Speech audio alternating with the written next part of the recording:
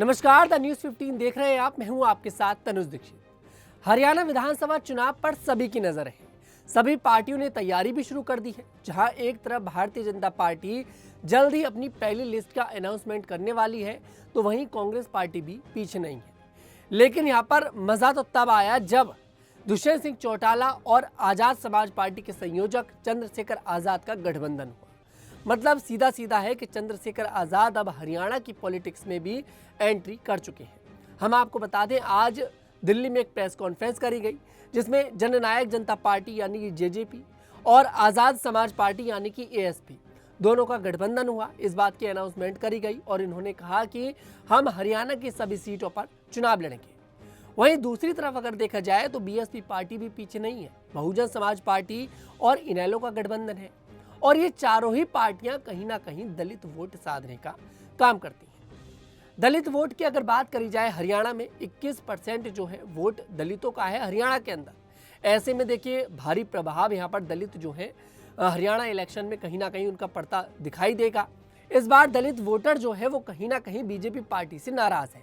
ये बात सबको दिखाई भी दी।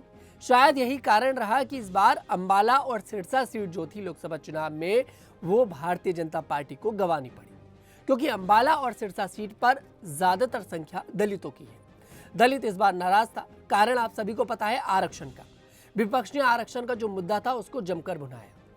लेकिन यहाँ पर एक सवाल ये खड़ा होता है कि अगर ये जो गठबंधन चुनाव लड़ रहे हैं, भाई बीएसपी पार्टी और इनेलो मिलकर चुनाव लड़ रही है, आजाद समाज पार्टी और जेजेपी मिलकर चुनाव लड़ रही है, ये जो अलग अलग चुनाव लड़ा जा रहा है, तो दलित वोट कहीं ना कहीं बटेगा। क्योंकि आजाद भी कहीं ना कहीं दलित वोट अच्छे से साधने का काम करते हैं। दुष्यंत चौटाला भी दलित वोट साधने का काम करते हैं। मायावती को दलित देखिए अपना भगवान मानते हैं शुरुआत से। तो ऐसे में कहीं ना कहीं दलित वोट कटेगा और इसका किसको फायदा होगा और किसको नुकसान होगा, हम आपको बता दें, इसका कहीं ना कहीं बीजेपी पार्टी को पूरा पूरा फायदा मिलता दिखाई दे सकता है। देखिए, अगर ये पार्टियां हरियाणा के अंदर चुनाव लड़ती तो दलित वोट जाता कांग्रेस के पास, क्योंकि ये सबको पता है कि यहाँ पर बीजेपी से नाराज है दलित। लेकिन अब दलित वोट डालेगा इनको और कांग्रेस को इसका नुकसान होगा और बीजेपी को इसका फायदा होगा, क्योंकि कांग्रेस का वोट कहीं ना कहीं हरियाणा के अंदर अब कट जाएगा। देखिए, चंद्रशेखर आजाद उत्तर प्रदेश की नगीना सीट से मौजूदा सांसद है। पहली बार सांसदी का चुनाव लड़ा और जीत दर्ज करी। उसके बाद ये चर्चा होने लगी थी कि भाई अब चंद्रशेखर आजाद अपनी पार्टी को उस मुकाम पर लेकर जाएंगे जिस मुकाम पर सभी पार्टियां बैठी हैं, और चंद्रशेखर आजाद धीरे धीरे वो करते भी नजर आ रहे हैं। हरियाणा में जब विधानसभा चुनाव की चर्चा होने लगी थी, तभी से ये कयास लगाए जाने लगे थे कि चंद्रशेखर आजाद हरियाणा में चुनाव लड़ सकते हैं। लेकिन ये किसी को नहीं पता था कि दुष्यंत चौटाला का साथ चंद्रशेखर आजाद को मिल जाएगा। और देखिए, दुष्यंत चौटाला कोई छोटा नाम नहीं है हरियाणा के अंदर। हरियाणा के पूर्व डिप्टी सीएम रह चुके हैं भारतीय जनता पार्टी के साथ गठबंधन में, और लोकसभा 2024 से पहले गठबंधन टूटा।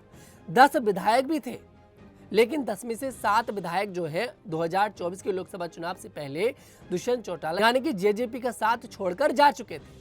सिर्फ 3 विधायक उनके मौजूदा हैं। एक वो खुद है, एक उनकी मां है और एक है डोडा। ऐसे में कहीं ना कहीं दुष्यंत चौटाला जो है कमजोर तो है, लेकिन चंद्रशेखर आजाद का साथ मिल गया। चंद्रशेखर आजाद को उनका साथ मिल गया। अब यही देखना दिलचस्प होगा आखिरकार ये जोड़ी हरियाणा में क्या कमाल करती नजर आएगी, क्योंकि बीएसपी पार्टी की जो संयोजक है मायावती, वो कहीं ना कहीं राजनीति से दूर है, कम राजनीति करती नजर आ रही। हालांकि अभी कल ही उन्होंने एक अनाउंसमेंट करी कि मेरे संन्यास की खबरें चल रही हैं, अभी मैं संन्यास नहीं लूंगी, अभी मुझे बहुत कुछ करना है। लेकिन अगर जमीनी स्तर पर देखा जाए तो मायावती उस तरह की मेहनत अब करती नजर नहीं आ रही है जो मेहनत वो पहले किया करती थी।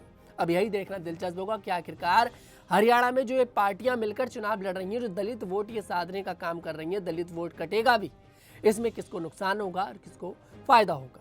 खैर, मैं आपको बता दूं, 1 अक्टूबर को हरियाणा की सभी सीटों पर चुनाव होने जा रहा है। इलेक्शन कमीशन अनाउंसमेंट कर चुका है और 4 अक्टूबर को परिणाम आ जाएगा। हालांकि मैं आपको ये भी बता दूं, यहाँ पर ये मांग करी जा रही है कि इन तारीखों में बदलाव किया जाए।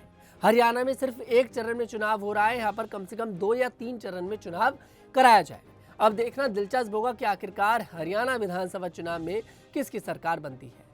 आपको क्या कुछ लगता है, कमेंट सेक्शन में जरूर बताइएगा। आपको हमारा वीडियो पसंद है, हमारी वीडियो को लाइक करें, शेयर करें और हमारे चैनल को जरूर सब्सक्राइब करें।